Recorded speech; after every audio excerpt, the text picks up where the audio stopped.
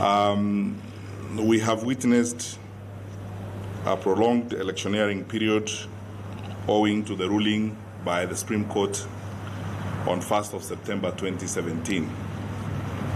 We note with appreciation and commend Kenyans for remaining peaceful and patient throughout this process. In exercise of its cardinal responsibility of protecting life and property, the government wishes to reassure the public that it will do everything possible for the continuance of peace and tranquility in the country. Ladies and gentlemen, this is the foremost responsibility of any government, and we take ours very seriously. And protecting the lives and the property of the people of Kenya is non-negotiable. Whereas the Constitution of Kenya under Article 37 provides that, and I quote, "Every person has a right to peacefully and unarmed assemble, demonstrate, picket, and present petition to public authorities," unquote. The enjoyment of these rights is not absolute and must not infringe on the rights of other Kenyans.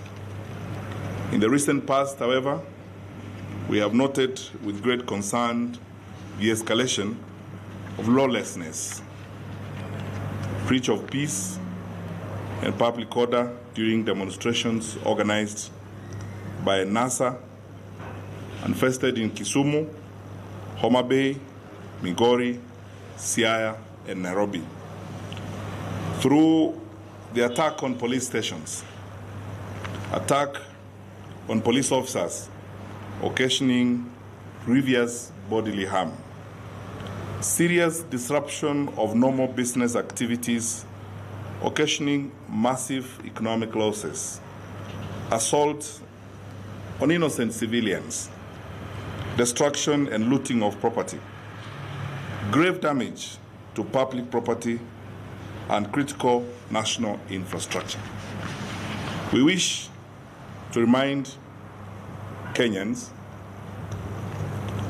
that the rights enshrined in the Constitution are operationalized through the Public Order Act, Cap 56 of the laws of Kenya, which provides, among other things, how public meetings and processions are regulated. Specifically, we wish to draw the attention of the public to Section 5 of the Public Order Act, which places very clear responsibility and obligations on those organizing such meetings and processions. Accordingly, it is the responsibility of the organizer to ensure that all participants remain peaceful and do not breach the rights of others. The organizers are required by law to notify the officer in charge of a police station in the area of the proposed demonstrations, including time, date, route, venue, and purpose of the procession. The police officer must issue a formal notification to the organizer, either allowing the demonstrations or providing reasons why not to allow. The law provides that the organizer shall be held personally liable, and I want to emphasize this. The organizers shall be held personally liable for any breach of law during the demonstrations. For example, on the 6th of October 2017, a Mr. Norman Magaya, allegedly the CEO of NASA, notified the Nairobi County Police Commander of the intention to hold peaceful demonstrations in Nairobi. And I've asked the police to circulate this notification to you. During that demonstration, serious cases of destruction of public property, looting, vandalizing of vehicles, and destruction of normal life were witnessed. Accordingly, I am calling upon all Kenyans whose property was destroyed or looted during the demonstrations to report to the OCS Nairobi Central Police Station to facilitate the legal action we intend to take against the said Mr. Magaya, the organizer of the demonstrations. And I wish to confirm to you that we shall prefer charges against the said Mr. Magaya, and we are waiting for the report on the damages caused so as to quantify the value of the claims. Following a meeting of the National Security Advisory Committee this morning, and in accordance with Section 5 of the Public Order Act, due to the clear, present, and imminent danger of breach of peace and public order as witnessed in recent demonstrations, the government notifies the public that, for the time being, we will not allow demonstrations within the central business districts of Nairobi, Mombasa, and Kisumu. The Inspector General of Police has been advised accordingly. Further, in accordance with Article 54 of the Constitution of Kenya and pursuant to the powers accorded to me by Section 22 of the Public Order Act, I will shortly be gazetting regulations that govern the conduct of public processions and demonstrations. Finally, let me take this opportunity to assure all the people of Kenya that the government has no intention whatsoever of clawing back on the fundamental rights and freedoms of our people.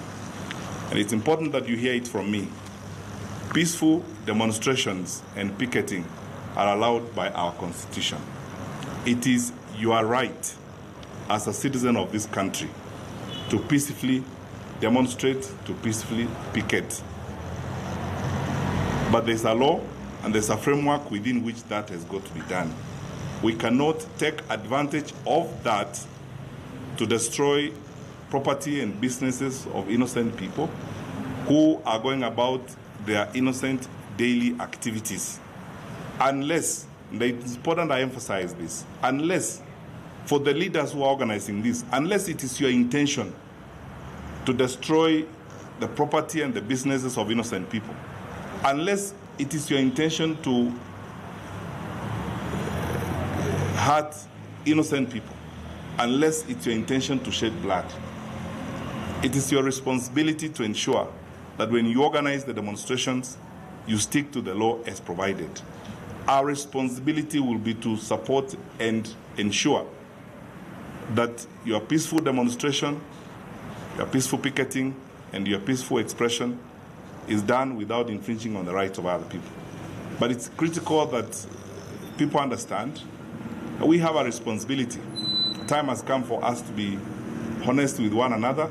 Some of the things we are doing are hurting our country. And we cannot go on this way. I would like to call upon all the leaders and everyone involved that let us think about our country as we move forward on this matter. It is very sad to see some of the footage that we saw last night, people's cars being vandalized, people's innocent businesses being destroyed under the guise of peaceful demonstrations. On the same token, we shall not allow few Kenyans, while purportedly exercising their freedoms, to infringe on the rights of others. This we shall do without fear or favor, and we are determined to bequeath to the next generation of Kenya a society that is governed by constitutionalism and adherence to the rule of law. Lastly, ladies and gentlemen, we will do what the law requires us to do, and we will do so strictly within the law and ensure that we protect the lives and the people of Kenya. We will be the most irresponsible government if every day innocent people, grocery owners, small businesses in Nairobi are having very serious challenges. I have to confess to you, this morning I had a meeting with the Kenya Private Sector Alliance. The business community in the country is concerned about some of the things we are doing. And so we will do what we are required to do by the law and according to the law. We will proceed, and we have advised the police accordingly. We will immediately proceed to prefer charges against all the people who have notified us on the demonstrations that have turned violent. And let us all go before a magistrate, and a decision will be made for us. That is how a rule of law government operates. Thank you.